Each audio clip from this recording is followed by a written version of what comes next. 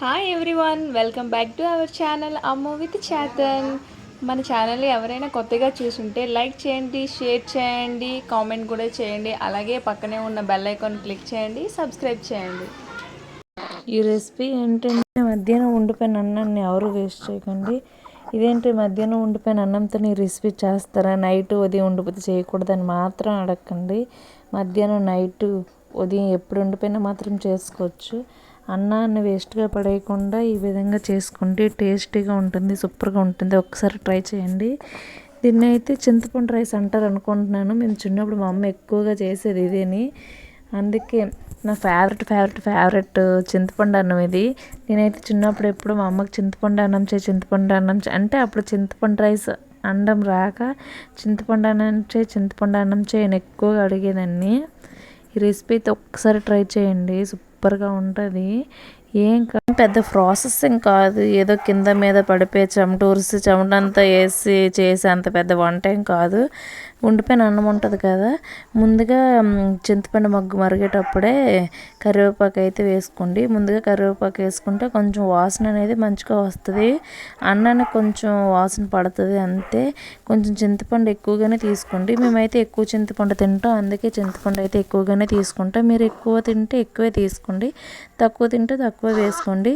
చింతపండు అనేది కొంచెం మగ్గుగా పిండి దాన్ని కొంచెం ఒక పెనం తీసుకోండి. పెనం తీసుకున్న తర్వాత కొంచెం నూనె వేసుకొని మగ్గు అయితే వేసుకొని ఉప్పు పసుపు అయితే వేసుకోండి.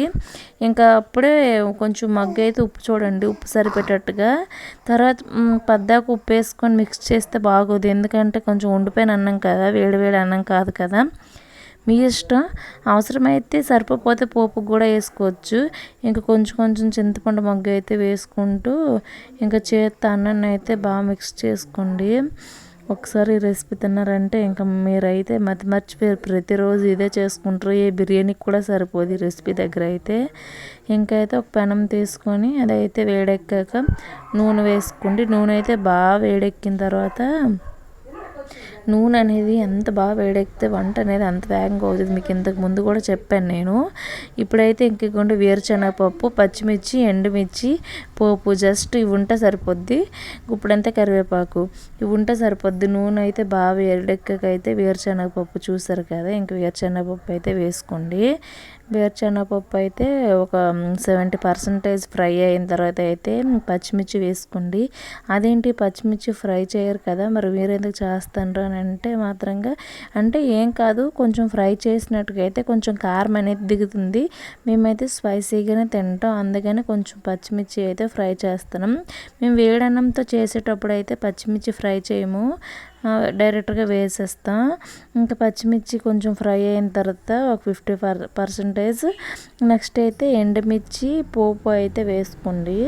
మొత్తం బాగా మంచి రంగు వచ్చేటట్టుగా ఫ్రై చేయండి. ఫ్రై చేసి ఇంకా అన్నానికి అయితే వేసుకొని మొత్తం మిక్స్ చేయడమే. అదిగోండి కరివేపాకు చూసారు కదా, నేనైతే కరివేపాకు కూడా వేసాను. ముందు వేసుకున్నాక తర్వాత వేసుకోకపోయినా మీ ఇష్టమే.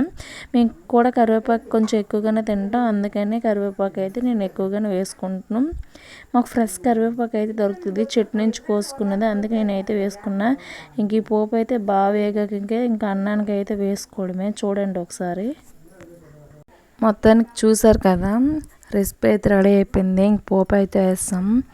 ఇంక మొత్తానికి వేడిగా ఉంటుంది కదా, ఇంక గంటతో అయితే నెమ్మదిగా మొత్తానికి మిక్స్ చేసుకుని ఇంక ఇదైతే రెడీ అయిపోయింది. నిజంగా ఆ రోజైతే ఇప్పుడు ఎడిటింగ్ చేసినప్పుడు తినబుద్ధి వేస్తుంది, గుర్తొచ్చి ఎంత టేస్ట్గా ఉందంటే నిజంగా పర్ఫెక్ట్గా వచ్చింది. మీరైతే మాత్రం ఒక్కసారి ట్రై చేసి చూడండి. ఇంకా మీరు ఇంకా రోజు ఇదే చేసుకుని తింటారంటారు. ఇది వీడియో. బాయ్.